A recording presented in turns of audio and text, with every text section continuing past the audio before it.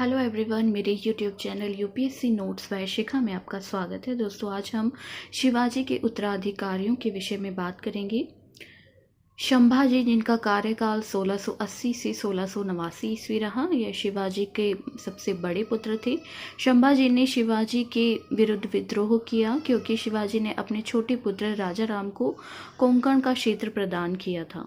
शिवाजी की मृत्यु के बाद किसी आधिकारिक उत्तराधिकारी की घोषणा नहीं की गई थी, अतः उनकी पत्नी सोयराबाई, शिवाजी की पत्नी सोयराबाई ने राजा राम का राज्याभिषेक कर दिया, किंतु मराठा सेनापति हमीर मोहिते की सहायता से संभाजी शासक बन गया। संभा ने मुगल सूबेदार दिलेर खां से समझौता कर लिया, जिसमें संभाजी को 7,000 का मनसब देना निश्चित हुआ। संभाजी ने नीलोपंत को अपना पेशवा बनाया और उज्जैन के कवि कलश को मुख्य सलाहकार नियुक्त किया और उसकी निर्भरता कवि कलश पर बढ़ती चली गई। औरंगजेब के विद्रोही पुत्र मोहम्मद अकबर का मराठों द्वारा सहयोग मुगलों से संघर्ष का कारण बना। 1689 ईस्वी संगमेश्वर के युद्ध में मुगल सेनापति मुबारक खां ने संभाजी के साथ ही कवि कलश की निर्मम हत्या कर दी। संभाजी की पत्नी येसुबाई ने विरोध जारी रखा, किंतु शीघ्र ही अपने पुत्र शाहू के साथ गिरफ्तार कर ली गई। संभाजी ने शिवाजी की प्रशासनिक व्यवस्था की रीढ़ अष्टप्रधान, जो 8 मंत्रियों का समूह था, उसे नष्ट कर दिया तथा उसी के समय से मराठे युद्ध में स्त्रियों को भी साथ ले जाने लगे। राजा राम, जिसका कार्यकाल 1689 से 1700 ईस्वी रहा, राजा राम ने मुगलों के प्रति विद्रोह जारी रखा। उसने एक नए पद प्रतिनिधि का गठन किया और पहला प्रतिनिधि प्रहलाद निराजी को बनाया। राजा राम के पास प्रहलाद निराजी व रामचंद्र पंत जैसे राजनीतिज्ञ थे तथा संताजी घोड़पड़े और धनाजी जादव जैसे सेनापति भी थे। मुगलों के आक्रमण के भय से राजा राम इधर उधर भागता रहा, इसलिए उसे कभी सिंहासन पर न बैठने वाला शासक कहा जाता है। उसने 8 वर्ष तक जिंजी अर्काट के किले में शरण ली थी। राजा राम ने सरजाम प्रथा को पुनः शुरू कर दिया है। राजा राम के पलायन का क्रम प्रतापगढ़, पन्हाला, जिंजी और सतारा रहा। अब बात करते हैं शिवाजी द्वितीय तथा ताराबाई के विषय में। शिवाजी द्वितीय राजा राम का पुत्र था। राजा राम की पत्नी ताराबाई ने अपने पुत्र शिवाजी द्वितीय की संरक्षिका बन मुगलों के विरुद्ध संघर्ष जारी रखा। मराठों ने पन्हाला, सिंघड़ आदि किलों पर पुनः कब्जा कर लिया तथा सूरत व भड़ोच में लूट की।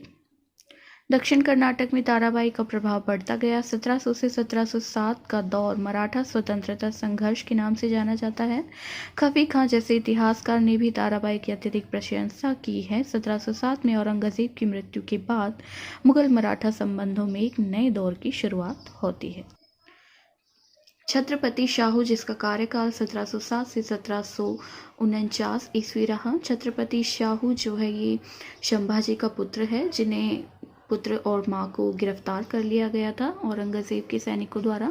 शाहू को मुगल कारावास में औरंगजेब की पुत्री जीनत उल निशा ने पाला था।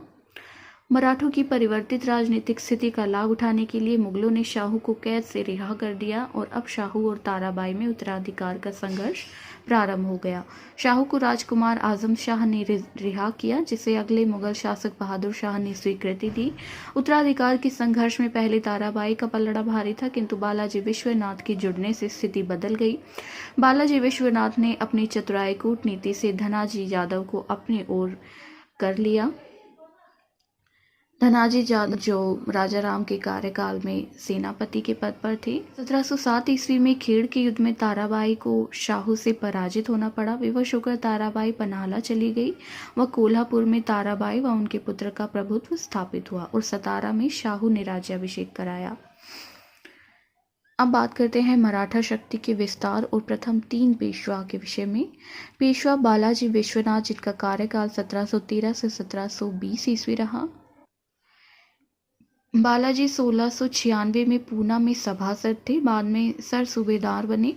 शाहू को गद्दी दिलाने के बाद शाहू सतारा से व ताराबाई कोल्हापुर से शासन कर रहे थे।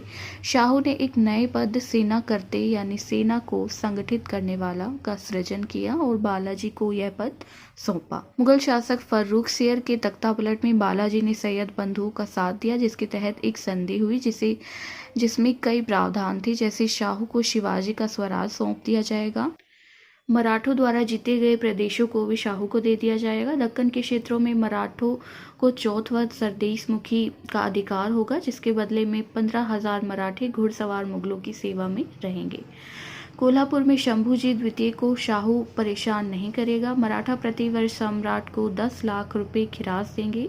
शाहू की माता एवं रिश्तेदारों को रिहा कर दिया जाएगा। तख्ता पलट के बाद शासक रवि रजात ने इस संधि को स्वीकार कर लिया। रिचर्ड टेम्पल ने इस संधि को मराठों का मैग्ना कार्टा कहा। मैग्ना कार्टा मतलब महाधिकार पत्र।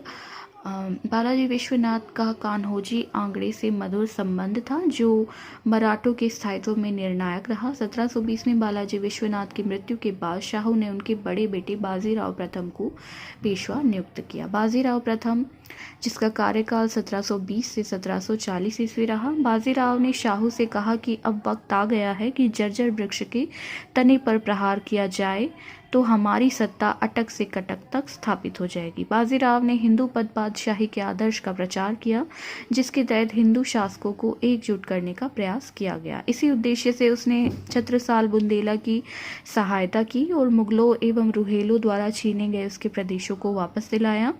इसी समय बाजीराव की मुलाकात मस्तानी बाई नामक एक युवती से हुई। 1724 में निजाम उल मुल्क ने शकूर खेड़ा के युद्ध में मुगल सूबेदार मुबारिज खां को शिकस्त दी। संभवतः बाजीराव ने इसमें उसकी सहायता की थी, क्योंकि इस समय तक उसने निजाम के प्रति तटस्थता की नीति अपनाई हुई थी। बाजीराव व निजाम में संघर्ष। चौथवा सरदेशमुखी के प्रश्न पर हैदराबाद के निजाम व बाजीराव के बीच 2 संघर्ष हुए। पहला संघर्ष 1728 ईस्वी में पालखेड़ा का युद्ध, जिसमें निजाम पराजित हुआ और उसे मुंगी शिवगांव की संधि करनी पड़ी। 1737 से 1738 में दूसरा युद्ध भोपाल का युद्ध हुआ, जिसमें निजाम को पराजित कर उसे दुरई सराय की संधि के लिए विवश किया। 1731 की वारणा संधि द्वारा कोल्हापुर के शासक ने सतारा की अधीनता स्वीकार कर ली, जो बाजीराव प्रथम की बड़ी उपलब्धि मानी जाती है। वही कोल्हापुर जहां ताराबाई का शासन था। 1737 में 500 सैनिकों के साथ बाजीराव ने दिल्ली पर आक्रमण किया और मोहम्मद शाह रंगीला को दिल्ली छोड़नी पड़ी। गुजरात, मालवा, बुंदेलखंड पर भी मराठों ने प्रभुत्व की पताका लहराई। शिवाजी के बाद गुरिल्ला युद्ध पद्धति का सर्वश्रेष्ठ संचालक बाजीराव प्रथम को माना जाता है। पुर्तगालियों से सालसेट व बेसिन प्राप्त किया। संघीय ढांचे की शुरुआत इसी के समय प्रारंभ होती है। बालाजी बाजीराव, जिसका कार्यकाल 1740 से 61 ईस्वी रहा, नाना साहब के नाम से बालाजी बाजीराव प्रसिद्ध था। 1750 की संगोला की संधि से पेशवा मराठा साम्राज्य की वास्तविक शक्ति बन गया। इसे पेशवाओं के लिए राजनीतिक क्रांति कहा जाता है। यह अपनी राजधानी सतारा से पूना ले आया। इसके शासनकाल में मराठा साम्राज्य का अधिकतम विस्तार हुआ। मालवा, बुंदेलखंड पर भी अधिकार कायम रखते हुए इसने तंजौर को भी जीत लिया और राजपूत क्षेत्रों में भी चौथ वसूलने लगा। इसने हिंदू पदपातशाही धर्म का उल्लंघन किया। बालाजी बाजीराव का निजाम से संघर्ष। 1752 में निजाम को शिकस्त दी और उसे भलकी की संधि करनी पड़ी। 1757 में उसने निजाम को सिंदरखेड़ के युद्ध में हराया। 1760 में उदयगिर के युद्ध में हराया। इसने इमाद उल मुल्क को वजीर बनने में सहायता प्रदान की। अब बात करते हैं पानीपत के तृतीय युद्ध के विषय में, जो 1761 ईस्वी में लड़ा गया अफगान शासक अहमद शाह अब्दाली और मराठों के बीच। इस युद्ध के कारणों में अब्दाली ने पंजाब में राजकुमार तैमूर को अपना प्रतिनिधि नियुक्त किया था, किंतु मराठों ने उसे हटाकर अपना प्रतिनिधि नियुक्त कर दिया, जिससे अब्दाली ने पुनः आक्रमण कर दिया। इस युद्ध में मराठों की पराजय हुई। मराठों की तरफ से युद्ध का नेतृत्व बालाजी बाजीराव का चचेरा भाई सदाशिवराव भाऊ एवं पेशवा का विश्वास राव कर रहे थे। अहमद शाह अब्दाली के साथ अवध के शुजाउद्दौला, रुहेला के नजीबुद्दौला, हाफिज रहमत खां, दुंदी खां एवं सादुल्ला खां थे। मराठों की ओर से तोपखाने का नेतृत्व इब्राहिम गार्दी ने किया। इस युद्ध का आंखों देखा वर्णन काशीराज पंडित ने किया है। मराठों की पराजय की सूचना पेशवा बालाजी बाजीराव को काशीराज पंडित ने इन शब्दों में भेजी। उसने कहा, 2 हीरे नष्ट हो गए, 27 स्वर्ण मुद्राएं खो गई और नष्ट हुए चांदी व तांबे की गणना ही नहीं की जा सकती। अर्थात युद्ध में सदाशिवराव भाऊ और विश्वास राव मारे गए और न जाने कितने योग्य मराठा सरदार भी मारे गए। इनकी हार का कारण रहा सदाशिवराव भाव का व्यवहार, जिससे मल्हारराव होलकर जैसा अनुभवी सरदार भी असंतुष्ट था। गुरिल्ला की जगह प्रत्यक्ष युद्ध को इन्होंने अपनाया। तोपों का भारी होना और स्त्रियों को अभियान में ले जाना इनकी पराजय का कारण बना। अहमद शाह अब्दाली को भारतीय शक्तियों की मदद मिली, किंतु मराठों को सूरजमल की प्रारंभिक मदद के अतिरिक्त अन्य कोई मदद नहीं मिल सकी। इस युद्ध का प्रभाव ये रहा कि इस युद्ध ने मराठों को कमज़ोर किया और अंग्रेज़ों के प्रभुत्व का मार्ग खोल दिया। तो दोस्तों, अगर आपको हमारी ये वीडियो पसंद आई तो हमारे चैनल को सब्सक्राइब करें और बेल लाइक